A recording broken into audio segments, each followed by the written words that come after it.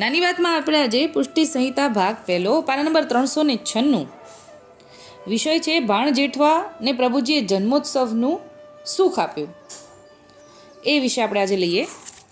એનો પહેલાનો વિષય છે છાયામાં પ્રભુજીનું ભવ્ય સામયું.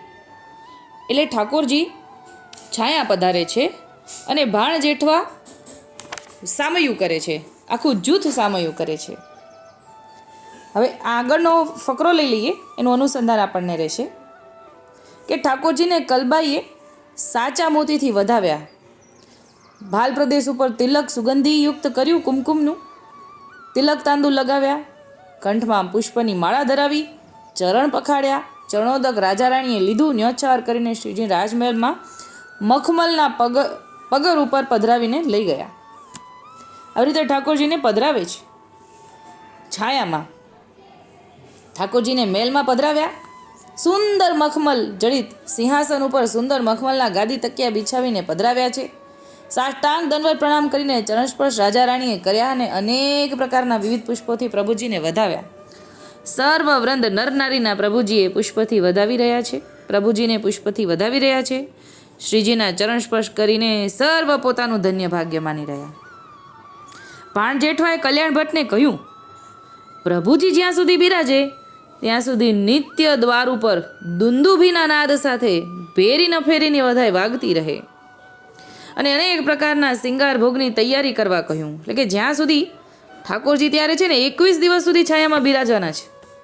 એટલે 21 દિવસ સુધી ઠાકોરજી આ લાભ ભાણ જેઠવાને કલબાઈને આપ્યો છે. અનેક પ્રકારના શિંગાર ભોગની તૈયારી કરવા કહ્યું. ભાણ જેઠવાનો ભાવ જોઈને અતિ પ્રસન્ન થઈ રહ્યા છે ઠાકોરજી. સેવક પરિચારકને શ્રીજીએ આજ્ઞા કરતા કહ્યું કે સર્વ સેવા પ્રકાર ભાણજી અને કલબાઈને પોતાના તનથી કરવા દેજો. ઠાકોરજી સાથે પણ પરિચારક હોય ને, તો એને આજ્ઞા આપી દીધી કે હવે બધો સેવા પ્રકાર ભાણ જેઠવા અને કલબાઈને જ કરવા દેજો પોતાના તનથી. એના ભાવનું પોષણ અમે કરશું. અને એ સમયે પ્રભુજીએ ભાણજી અને કલબાઈને પોતાનું શરણદાન આપીને સેવક કર્યા છે અને કહ્યું, ભાણજી હવે અમો તારી બધી સેવાનો અંગીકાર કરશું, કેમ કે હવે સેવક થાય છે. એટલે ઠાકોરજી સેવક થયા પછી જ અંગીકાર કરે ને, એટલે કે છે હવે તારી બધી સેવાનો અંગીકાર અમે કરશું. આથી રાજા રાણી મુસ્કરાય છે અને ખૂબ ખૂબ ધન્ય ભાગ્ય માને છે. હવે પાચાભાઈને કશરભાઈ વાત કરે છે કે કશરદાસ કવિ લખે છે કે ભાણજી તથા કલબાઈને પોતાના શ્રીઅંગની સેવા કરવાનું અધિક સુખ આપ્યું. એટલે કે અહીંયા જ અત્યારે શરણદાન મળ્યું છે અને અહીંયા જ અધિકાર મળી ગયો ઠાકોરજીની શ્રીઅંગની સેવાનો. આ અલૌકિક સુખ અને આનંદનું વર્ણન કરવાનું કે લખવાનું બની શકે એવું જ નથી, જેની કોઈ સીમા જ નથી. પ્રભુજીએ તેના સર્વ મનોરથ પૂર્ણ કર્યા, જેથી લખવાથી કે કહેવાથી પૂર્ણ જ ન થાય. શ્રીજી તેના પ્રેમમાં વિવશ થઈ રહ્યા છે. એવો અગાધ પ્રેમ રાજા રાણીનો શ્રીજીના સ્વરૂપ વિશે થયો. ભાણ જેઠવા તથા કલબાઈ ઠાકોરજીના પ્રગટ સ્વરૂપની સર્વ સેવા ટેલ પોતાના તનથી કરી રહ્યા છે. અગાઉ કીધું ને, ઠાકોરજીએ પરિચારકોને ના પાડી દીધી કે એમને કરવા દેજો પોતાના તનથી. એવો લાભ લઈ રહ્યા છે આ લોકો, ભાણ જેઠવા અને કલબાઈ બંને. પ્રભુજીને ગોપાલાલજીને અતિ લાડ લડાવી રહ્યા છે. સજ્યા ભોગ શિંગારની સેવાનું સુખ વિવિધ પ્રકારે નિત્ય નૂતન ભાવથી લઈ રહ્યા છે. પ્રભુજી તેના ભાવ પ્રેમ ભાવને વશ થઈને પોતાપણું ભૂલી રહ્યા છે. એટલે કે ઠાકોરજી પોતાનું પ્રભુતાપણું પણ ભૂલી ગયા છે અને એમની પાસે સેવા લઈ રહ્યા છે. રાજા રાણીને દેહ દશાનું ભાન રહેતું નથી, તેવા સેવામાં રસમગ્ન બની જાય છે. પ્રભુજીનો જન્મોત્સવ મનાવવાની ઈચ્છાથી મહામહોત્સવ મનાવીને અતિ સુખ લીધું.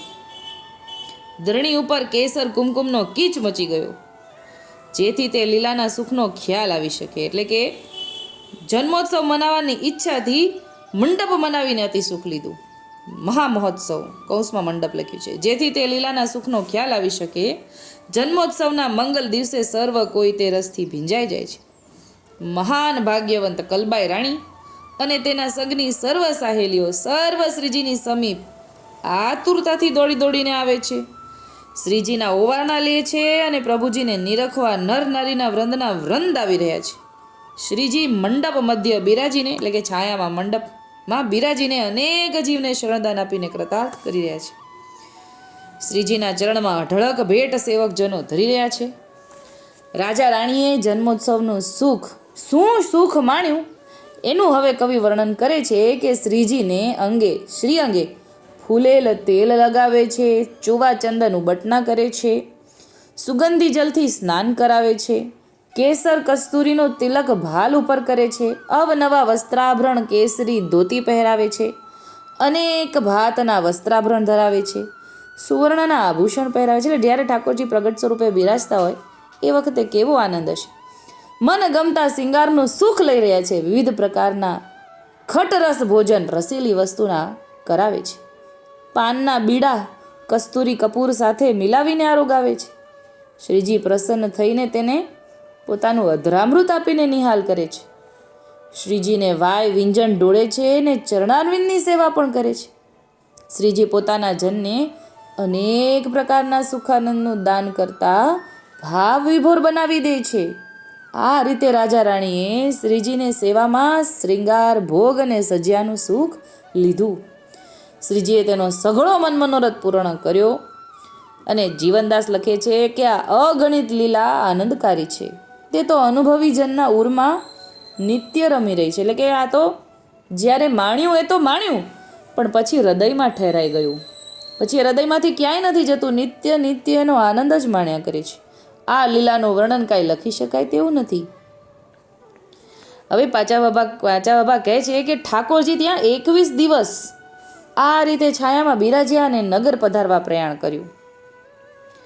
રાજાએ જામશાહી 1200 ભેટ ધરી, બહુમૂલ્ય વસ્ત્રાભરણ ભેટ કર્યા, 2 અશ્વ સમર્પણ કર્યા, કનકના આભૂષણો અંગીકાર કરાવીને શ્રીજીને બહુ જ પ્રસન્ન કર્યા. ભાણ જેઠવાએ રાણી કલબાઈને કહ્યું, તારા ને મારા શ્રીજી એક જ છે, તારે ને મારે આજથી સખી સંબંધ અલૌકિક થયો.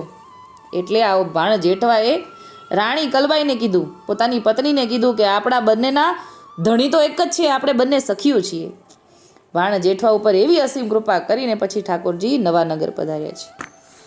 આવો અલૌકિક આનંદ ભાણ જેઠવાએ જેવા શરણદાન પામ્યા એવું તરત જ ઠાકોરજી અધિકાર આપ્યો ને એવો આનંદ માણ્યો. અત્યારે આટલું જ બોલ નાની વાતને વિરામ આપું છું. બોલો શ્રી ગોપાલ લાલ કી જય.